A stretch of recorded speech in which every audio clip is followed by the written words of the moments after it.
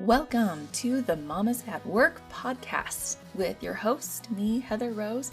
I'm so excited you're here and I hope you're ready to learn because I have some amazing women coming on to this podcast to talk all about entrepreneurship and being a mom and how we handle it all and juggle it all and maybe even balance. I love to talk about people's passions and find out what makes them excited about what they do and hopefully help the rest of us feel not so alone. So let's get going.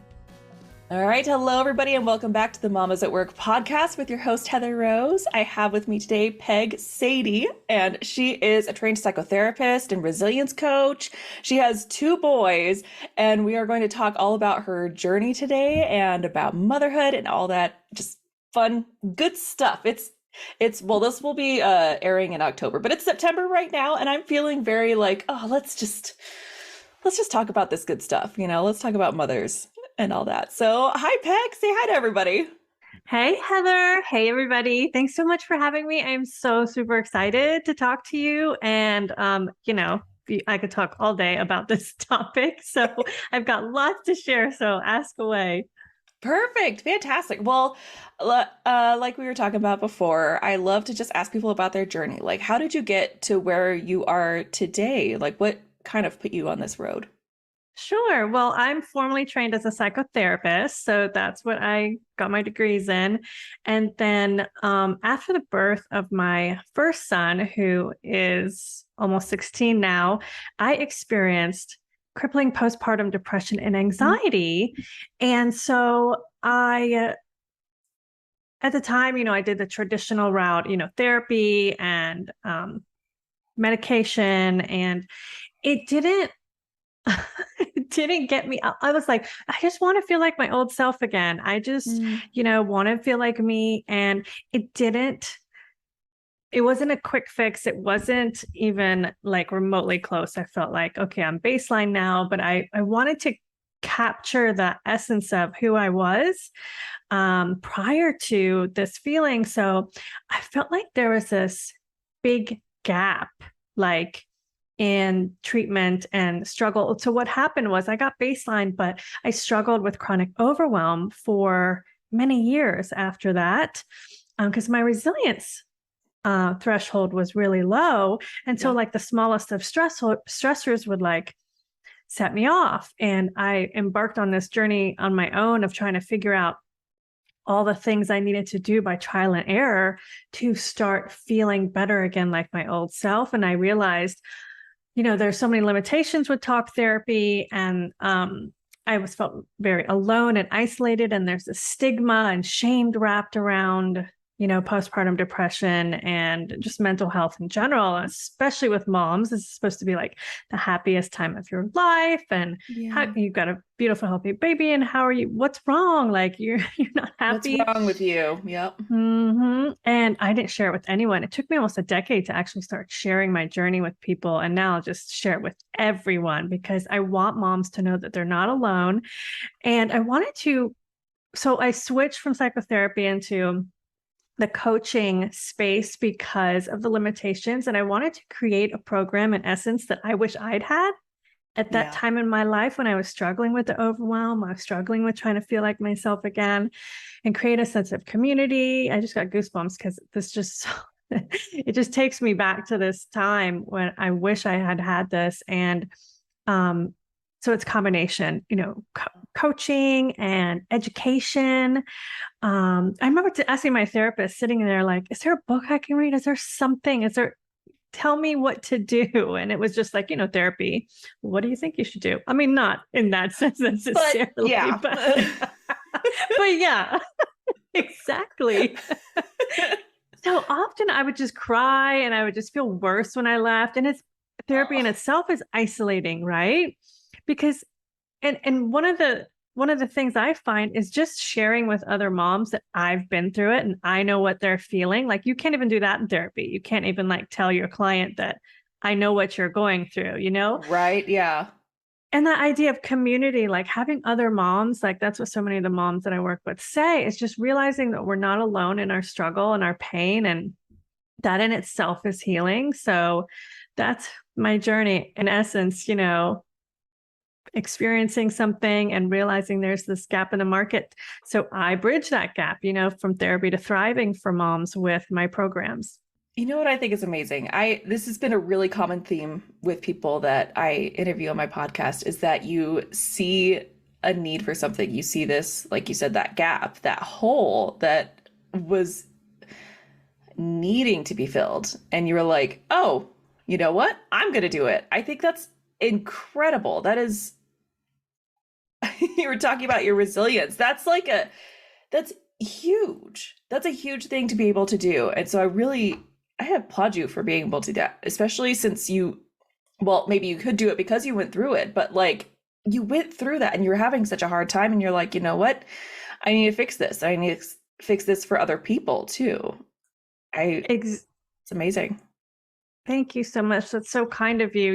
It's my passion now, and I feel so strongly about it because it took me a really long time, Heather. Like I didn't just fix myself, right? It took me years of trial and error and struggle, and combined with my formal training, because most everything I educate on and coach through is, based in positive psychology and neuroscience. So it's not, woo-woo or just what worked for me, right? It is based in, science, and then combined with that support and coaching. But it took me so long. And now my mission is to help women shrink that time frame, to help them feel better in the smallest amount of time possible so that they can get back to, I just got goosebumps again, so they can get back to being a mom and enjoy being a mom. Yeah. And back to feeling like themselves again. The goosebumps just moved down to my toes, right? Because, because it's a twofold.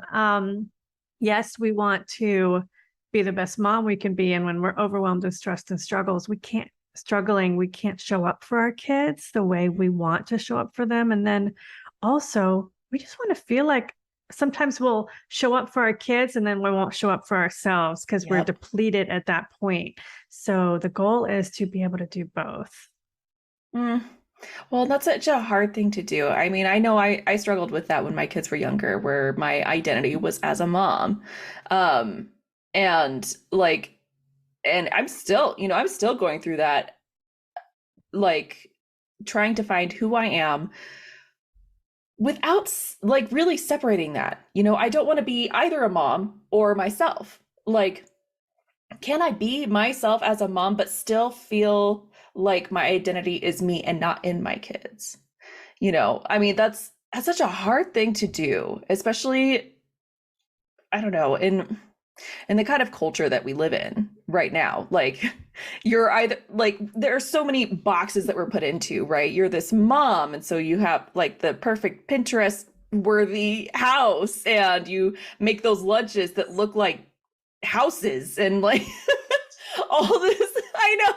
I could never even do that, even when I was just a mom full time. Right. Like I could never do that.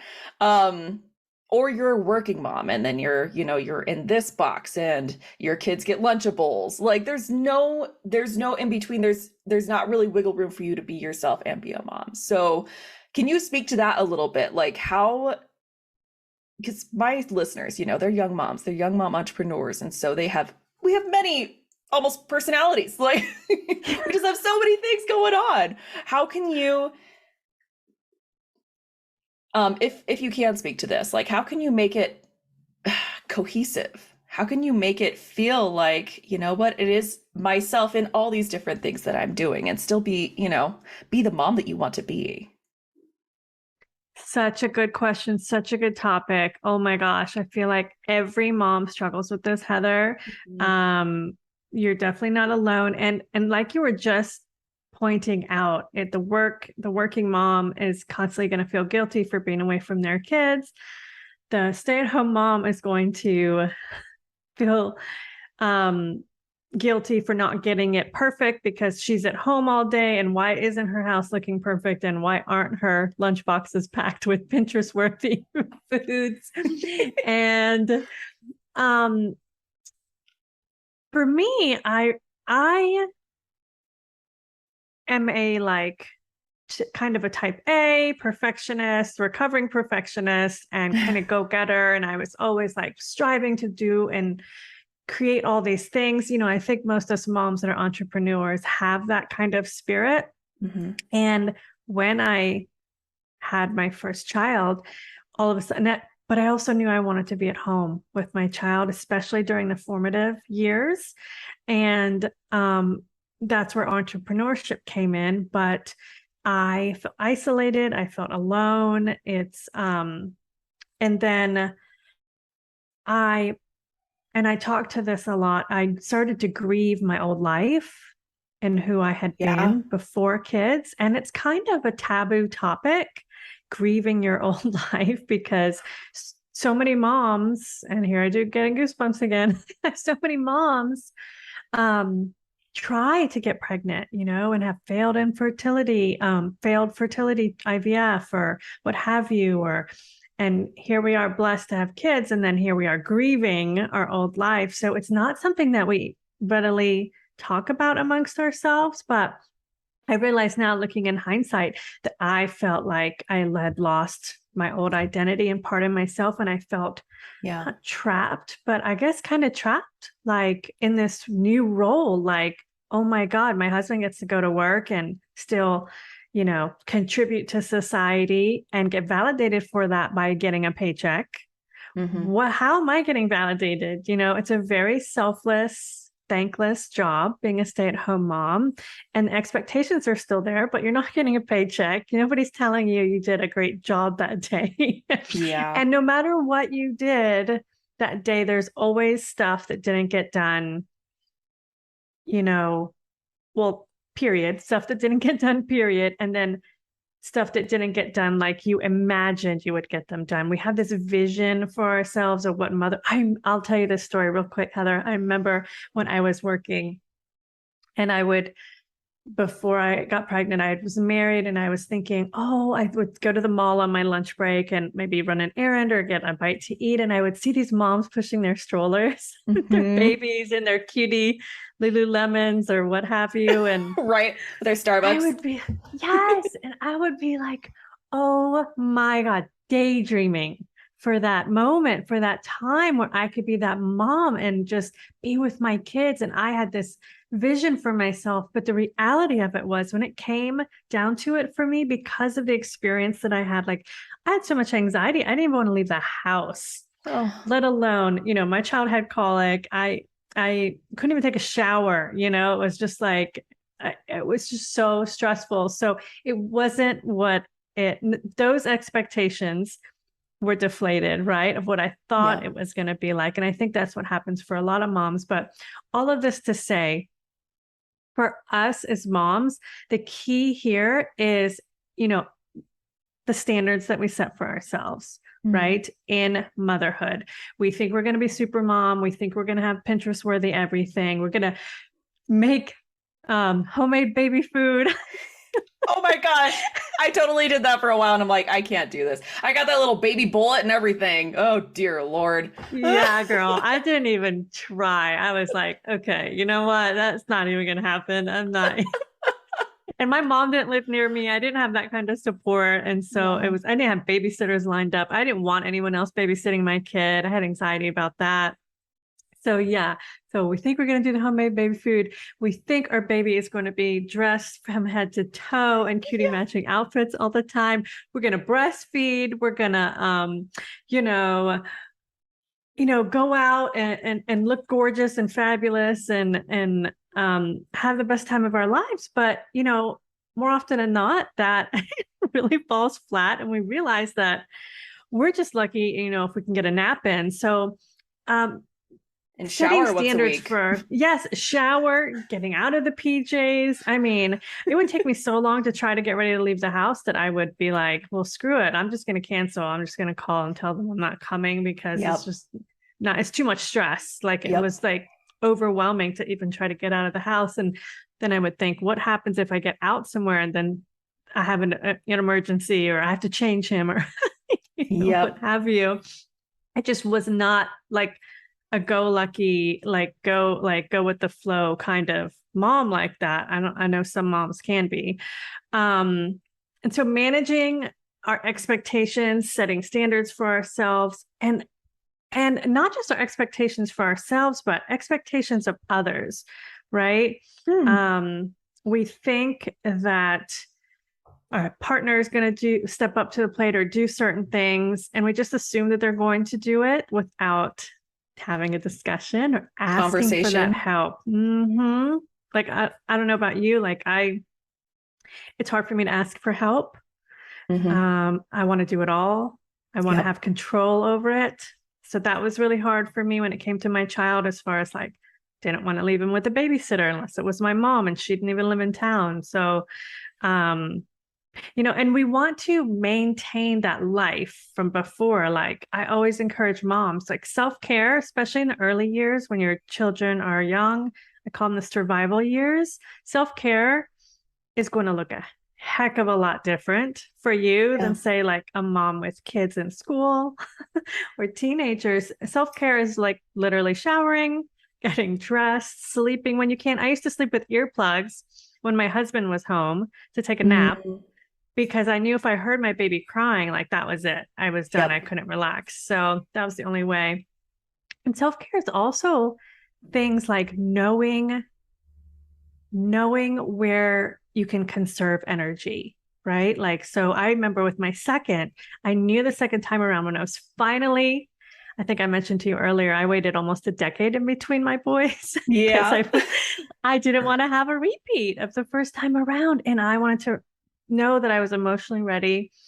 And I had a plan in place. I made sure I had a support system in place. I hired a housekeeper when I was 6 months pregnant. She ended up being our babysitter. She's like a second mom to my children. She has 3 grown children herself. So she's been with us since I was 6 months pregnant with my second, and he's just turned 7. So she's like a family member to us. Yeah, now too. But, having grocery delivered to your house. Had a mom recently who was stressed, and she was in between houses, and she was like, we don't have a dishwasher. What am I going to do? And I'm like, Heather. Her name was not Heather. I'm just like, Heather, why don't you just use paper plates? And plastic cutlery. You don't need to sit at the dish. Her husband traveled Monday through Friday on top of that. It's just her and her little toddlers. I was like, who says that we have to do this? This is temporary. This will pass. Get a housekeeper for this period of time. Get a babysitter. Use paper plates. It's a little thing. Sometimes we don't allow ourselves to like think outside the box, Yep. We just think we just got to dig in. We just got to do the work. And that can be so exhausting because we dig in to do the work, and then it doesn't get done exactly how it should, and all of that.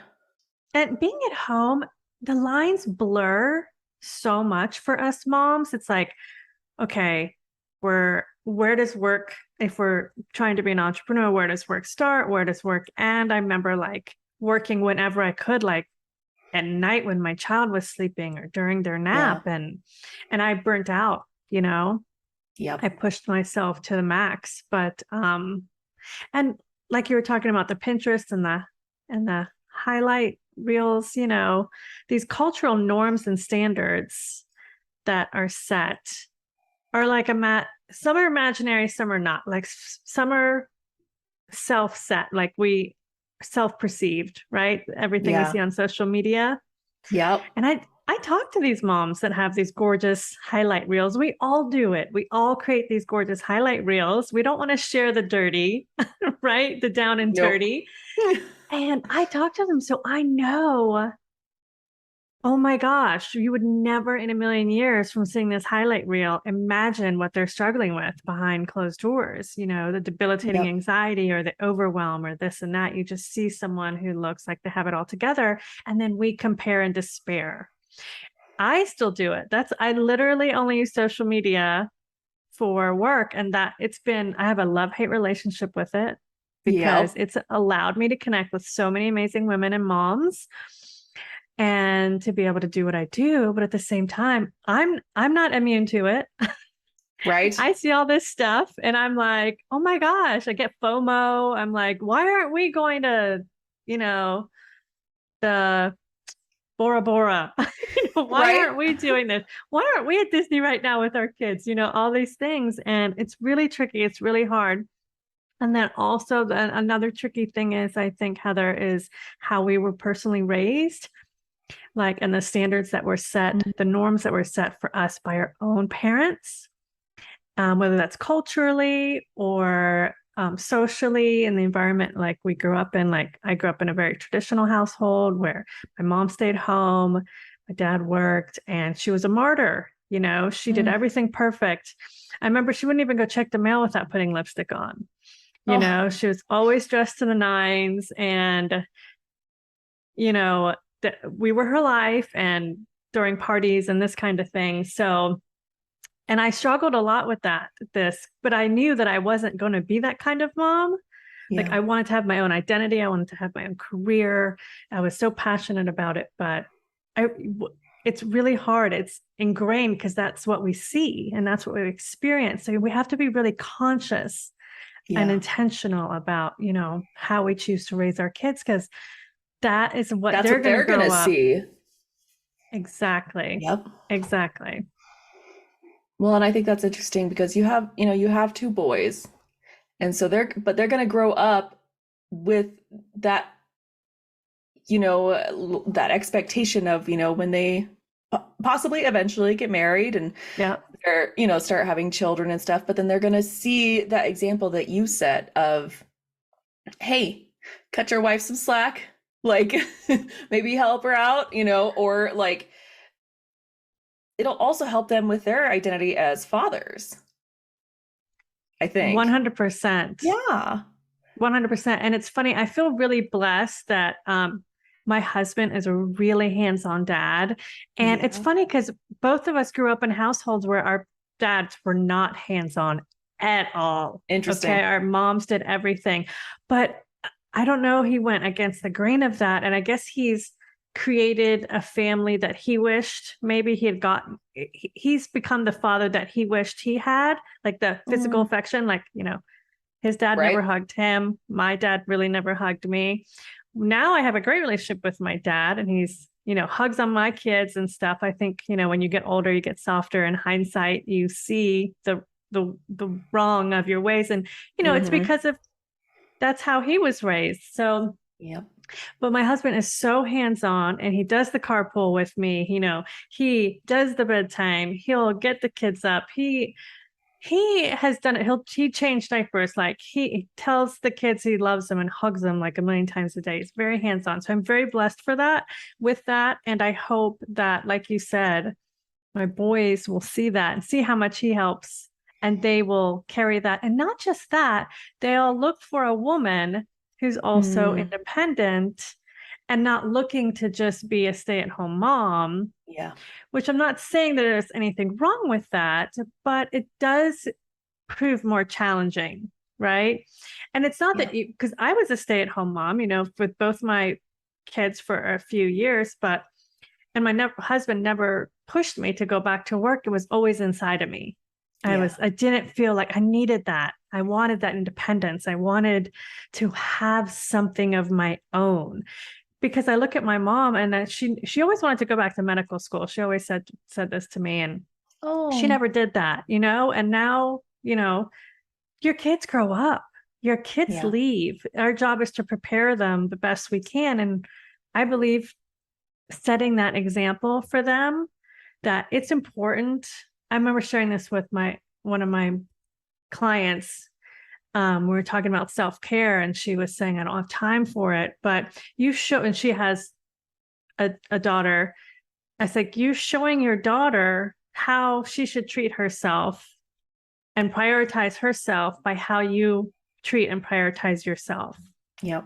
And you're showing her, okay, mommy needs to do this for mommy. Mommy needs some time off. Mommy needs to, go take a break. Mommy needs to work. Mommy needs to take a bath, what have you. So if you're always doing for everyone else, that's what they take from that. Boys or girls. Yeah, that's huge. I think You're completely right when you say we have to set that example. Like we are kind of their first, um, oh my gosh, all my brain can think is line of defense, but that's not what it is. Their first like impression of Exposure, how, impression, yeah, yes. yeah, impression of how We set the adults, standard. yeah, should work. Yes. And they will get so many more, but I feel like I always do. My brain always goes back to where my parents were, whether I decide to do things the same as they did or differently. Like my brain always goes back because that's what I knew of parenting was how they parented. And so I think it's fantastic that you are helping these moms right now to be cognizant of that and to know that not everything revolves around the kids. Like, and it's good if it doesn't. Right, because It's that's a hard good if one to it grasp. doesn't. Yeah, because it Yes. can't, or you can't show them how to successfully be an adult. Like, because then, like you said, all they're going to know is, oh, you got to focus on the kids and that's it. Like, that's not a good thing to teach them. 100%. And also showing them that it's important for mommy and daddy to focus on their relationship as well, and that this is important. Yep. Because that's what we learn as well from watching our parents, right? Yeah. That's how we pick our partners. Yep. By seeing what the relationship was like with our parents. And most of Exactly. us, oh my gosh. Most of us don't have like my parents are divorced now, so I can say that. But most of us don't have the greatest examples. Yep. Some of us do, but they're rare, few and far between. They are. So yeah, we have to, and a lot of moms come to me and talk about their childhood trauma and how that's affecting their parenting today. And most of us don't even realize that we had trauma. Yep. Because we consider trauma like these big, physical abuse or emotional abuse. And a lot of times it's so much more subtle than that. I think most of it is much more subtle. Yeah. Yes. And it's intergenerational, it's passed down, even focus on achievement, giving love for achievement or accolades and things like that. They think they're doing you a service, but you learn that that's what you have to do, almost like a show pony, to receive love. That's just some people's experience. So even something that looks like a positive, right, can be considered trauma, and they're micro traumas, right? There are a lot of micro traumas that lead us to parent a certain way. And a lot of my focus with moms is conscious parenting because of that, because we tend to parent without that self-reflection, that self-awareness, right? So putting ourselves in a state of mind where we're being conscious about how we're speaking to our kids and why are we needing that from our kids? Why are we wanting that from our kids? Oh, I'm making the connection now. That's stemming from my childhood. We don't want to repeat that pattern. Like this is why. I've loved this so much, and there's so many more questions that I want to ask you about all of this. But as for this episode, I think we are going to stop it here, and we will have you back in like a few months. I love it. Yeah, but I would love for you to tell everybody where they can find you, where they can hook up with you with these moms that need this kind of support. I will have the links in the show notes as well, but tell everybody where they can find you. Beautiful. Yes. I love meeting new moms and just connecting. You can find me on my website at pegsadie.com, PEGSADIE, just how it sounds. I love to hang out on Instagram. My handle is at peg.sadie. And I have a free resource that I'd love to share with your moms, if that's okay. It is brand new, and I'm super excited about sharing this. I host a free, it's called the Calm Mom Method Retreat, few times a year. And what I've done is I've taken some of my favorite tools and tips from this retreat, and I've condensed them into a mini micro training, which is called it's awesome. It's called the Resilient Mom Starter Kit. It's a 7-day video training, and it's filled with tools for moms ready to create a more calm and intentional life. So if you're a mom that's struggling with any stress, anxiety, and overwhelm right now, you will love this free resource, absolutely free. And it's just little videos. I'll pop into your email with a short little micro training, short little video. You don't need to dedicate like an hour or anything. And you can go to my website. So pegsadie.com/links, LINKS. And then also Heather, you'll have the link as well to share. Yes. Yeah. I will put all that in the show notes. So please, mamas, go and find her if you're needing help, even if you're not needing help and you're wanting to learn more about this and thinking about the women around you and how they could, benefit from this kind of training. I would please go check her out. So thank you so much for being here, Peg. And I'm so excited to have you back. Yay. I'm already looking forward to it. Thank you so much for having me on today, Heather. And thank you for your podcast and your resource. I mean, what a great platform for moms to share with other, mompreneurs and moms that are struggling. So thank you. Thank you for joining me for today's Mamas at Work podcast. I am so glad you were here, and I hope you enjoyed it as much as I did and learned a lot, because I know I always do. Please join me at my Mamas at Work Facebook group, where we will be talking about the women that are on this podcast, and you can sign up to be a guest on the podcast as well if you would like to. Thank you so much. See you next Friday.